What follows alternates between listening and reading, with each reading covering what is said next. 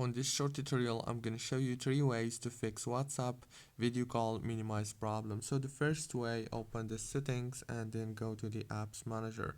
When you open the app, scroll until you find WhatsApp, click on it, click on this option to stop the app, and then go into the data usage. Make sure that all those options here are enabled, from the mobile data to the roaming data.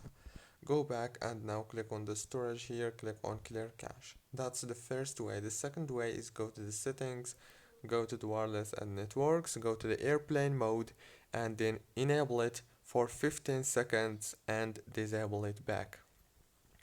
That's the second way. It's very easy, as you can see. And the third way and last one is go to the Play Store or the App Store if you have iPhone, search for WhatsApp like this, and then click on update right here, because sometimes the problem is just from the update. Don't forget to like, subscribe.